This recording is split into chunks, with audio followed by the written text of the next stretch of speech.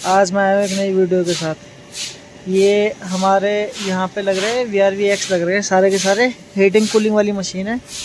अब आज हम इसकी इन्वर्टर पीसीबी चेंज करने आए हैं, पर आगे देखा है तो किसी ने ये इन्वर्टर पीसीबी चेंज करना है।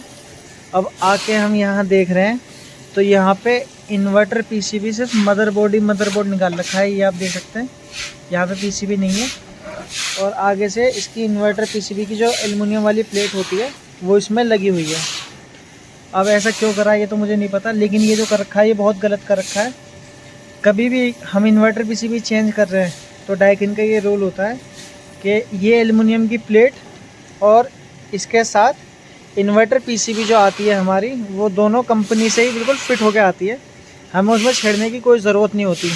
लेकिन बंदे क्या करते हैं, टाइम बचाने के लिए या बहुत सी बार वो नहीं खोल पाते तो सिर्फ वो क्या करते हैं, सिर्फ इन्वर्टर पीसीबी खोलते हैं। ये हीट सिंक पेस्ट लग रहा है तो ये सिर्फ पीसीबी खोल लेते हैं।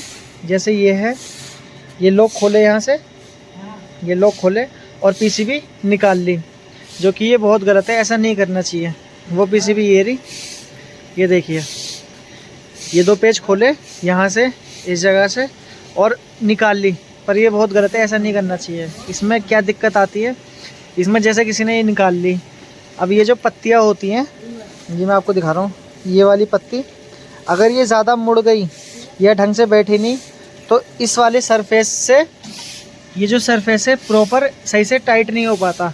और जब ये टाइट नहीं हो पाता, मशीन चलती है तो क्या दिक्कत आती है उसमें कि इसमें ना L4 आता है।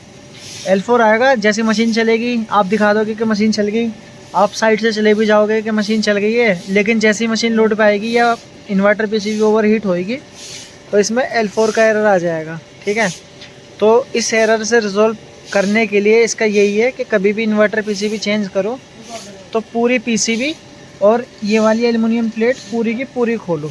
ठीक है ना। और जब हम खोलते हैं तो कंपनी से हमारा ये वाला एक स्टिकर लगा आता है।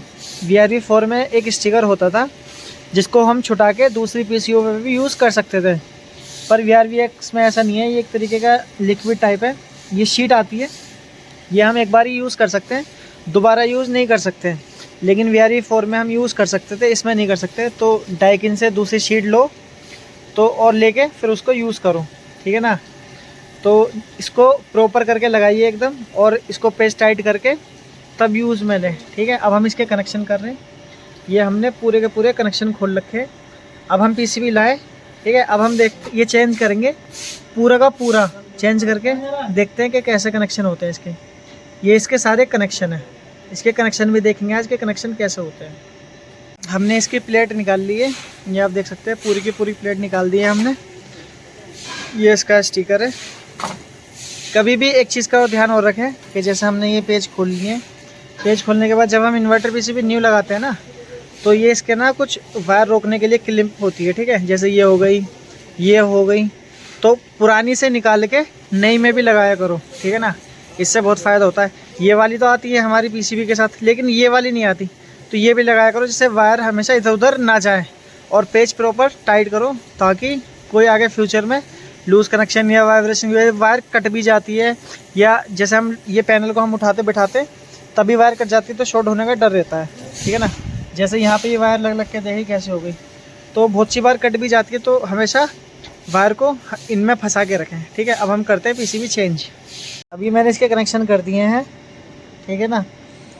ये जो हमारे ये वाले तार हैं, ये हमारे नॉइज़ फिल्टर की आउटपुट है। ठीक है, अब जैसे ये लगी हुई है, ये हमारी नॉइज़ फिल्टर 1 है, ये वाली नॉइज़ फिल्टर 2 है।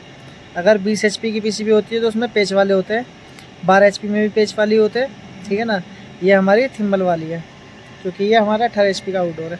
तो ये वाली हमारी हो गई नॉइज़ फिल्टर 1, ये हो गई नॉइज़ फिल्टर 2। ऐसे ही ये हो गई हमारी नॉइज़ इन्वर्टर 1, ये हो गई इन्वर्टर 2। इन्वर्टर 2 में ही हमारी फ़ैन पीसीबी हो गई।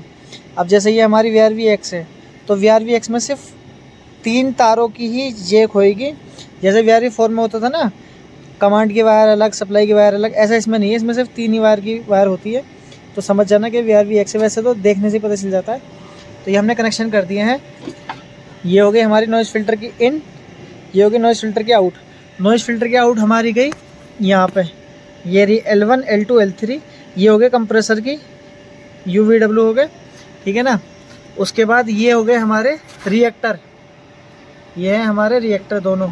एक रिएक्टर हमारा इन्वर्टर 2 का है, एक रिएक्टर हमारा इन्वर्टर 1 का है। ये वाला जैक और ये वाला जैक वाइट वाला, ये हो गया हमारे रिएक्टर के कनेक्शन। ये वाले हो गए हमारे फ़ैन के। और यहाँ पे एक जैक दिया जाता है, ये देख सकते हैं आप लोग, ये वाला। तो कभी भी जब भी सप्लाई ऑफ़ करो, ऑफ़ करने के 30 सेकंड तक तकरीबन यहाँ पे सप्लाई रहती है, 30 से 40 सेकंड तक। यहाँ चेक करो, सप्लाई जब तक कटेगी नहीं तब तक इसे हाथ नहीं लगाना। तो ये इसीलिए होता है, चेक करने के लिए कि कितने वोल्ट बचे, कितने वोल्ट नहीं है। और इसके जैक वो ये है, ये वाले जैक ब्लैक और रेड कलर के, ठीक है। ये वाले जैक हमारे डीसी में चलते हैं कमांड के लिए, ये वाले आपस में कम्युनिकेट करने के लिए, ठीक है ना। तो बस यही है। और ये वाले दोनों जैक हमारे ये ऊपर लग जाते हैं, जो आपस में इन्वर्टर से कम्युनिकेशन एरर चेक करते हैं, ठीक है ना। तो यही सब है और इसमें कुछ नहीं है, बाकी चेक कर सकते हैं ऐसे हम, ठीक है ना। और तो इसमें कुछ नहीं होता, और ऐसे ही हम सारी की सारी चीज़ें इसमें चेक कर लेते हैं। और अगर इसमें किसी भी चीज़ पर डाउट है, जैसे ये दोनों जैक हैं, ये दोनों सेम है, वैसे तो कोशिश ये करा करिए कि एक जैक को ये निकाल के इस साइड कहीं फंसा दो और इस वाले को इधर, ताकि जब पीसीबी लगाओ तो मेहनत ना करनी पड़े। लेकिन अगर किसी वजह से ये जैक तो आपस में दोनों मिक्स वो हो जाए, इंटरचेंज हो जाए, तो ये डायग्राम है, हम इस डायग्राम में से देख के कुछ भी कर सकते हैं। जैसे मैंने आपको पहले समझाया कि डायग्राम में हर किसी के आगे एक नंबर लिखा होता है। जैसे ये A1P हो गया हमारा कंट्रोल पीसीबी, A2P हो गई हमारी, ठीक है, A5P हो गई, A6P हो गई, A3P हो गई, ठीक है ना।